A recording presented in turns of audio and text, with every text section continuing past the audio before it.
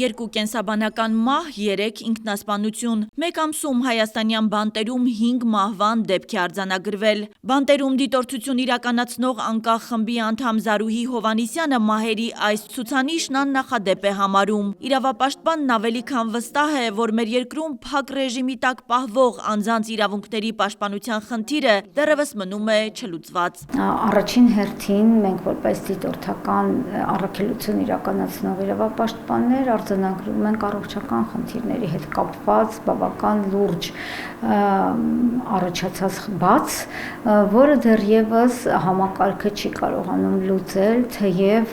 միջոցներ ուղղվում են։ Մինչ առողջապահության նախարարությունից տեղեկացնում են, որ առողջական խնդիրների դեպքում անազատության մեջ գտնվողները ստանում են պատշաճ բուժսպասարկում, դեղերը տրամադրվում են ժամանակին, անհրաժեշտության դեպքում էլ բանտարկյալները տեղափոխվում են քաղաքացիական հիվանդանոցներ, բանտերում հաճախ ուսումնասիրություններ իրականացնող Զարուհի Հովհաննիսյանն այլ բան է փաստում, իր աչքի տեսածին է հավատում։ Դեղորայքային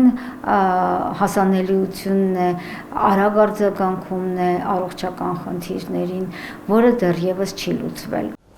ՄԻՊ խոշտանգումների և վատ վերաբերմունքի կանխարգելման վարչության ղեկավար Լաուրա Գասպարյանը ստեղծված իրավիճակի վերաբերյալ ունի հետևյալ բացատրությունը։ Մեխանիզմները, որոնք ներդրվել են, դեռ արդյունավետ չեն աշխատում։ Այսինքն, չնայած այն հանգամանքին, որ կա ինքնավնասումների կանխարգելման ռիսկի գնահատման գործիք եւ դրա համապատասխան օրենսդրական կարգավորումներ ընդհանցակարգեր են մշակվել, սակայն այս պահի դրությամբ որոշակի առումով մենք դրան գնահատում ենք անարդյունավետ։ Կան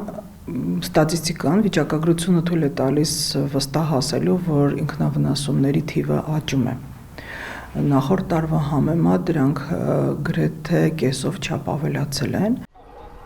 2023-ին բանտերում 155 անձի կողմից իրականացվել է 472 ինքնավնասման դեպք, 2024-ին 205 անձի կողմից 625 ինքնավնասման դեպք է արձանագրվել։ Սա լուրջ թվերի մասին է խոսքը եւ ամենամտահոգիչ ցուցանիշը նրանում է, որ դրանց հիմնական պատճառը առողջական խնդիրներն են։ Ինքնավնասումների հիմքը առողջական խնդիրներն են, անձինք դրանք անում են կամ բողոքի արտահայտման ձևով կամ որոշակի հոգեվիճակում հայտնվելու պարագայում։ Սա նշանակում է, որ մեծ անելիք ունի բժշկական ծառայությունը։ Օրինակ մենք դեպք ունենք, երբ անձը պնդել է, որ իրեն սատանաներն են ստիպել դա անել եւ այլն, կոնկրետ այս տարվա դեպքով նշանակում է բժշկական ծառայությունը շատ ավելի աչալուրջ պետք է լինի,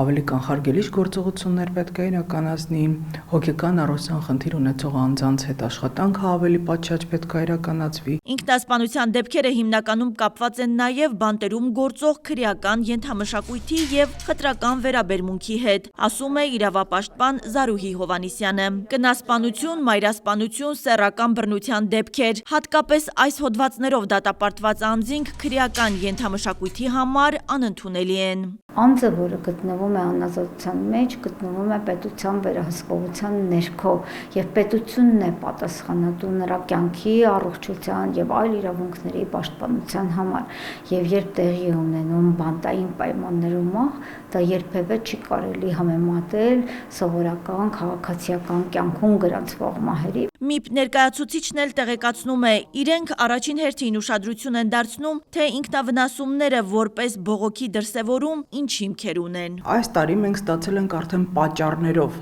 հավաքագրված վիճակագրություն, օրինակ 200 դեպքը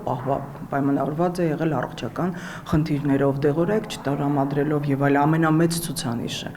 Ավելի փոքր ցուցանիշ կա նյարդային լարվածության վիճակում, ավելի փոքր են ցուցանիշները քրեական գործերի հետ կախված, այսինքն երբ որ մենք ցուցանիշները վիճակագրություն ունենք, արդեն ակնհայտ է, որ ուղղությամբ պետք է շարժվել եւ որ ուղղությամբ ներդնումներ անել կամ ուսումնասիրություններ անել։ Անազատության մեջ գտնվող մարդկանց թվին համեմատ նաեւ մասնագիտական ծառայությունները դեռևս պակաս են։ Եվ օրինակ կարող են Բարաշենում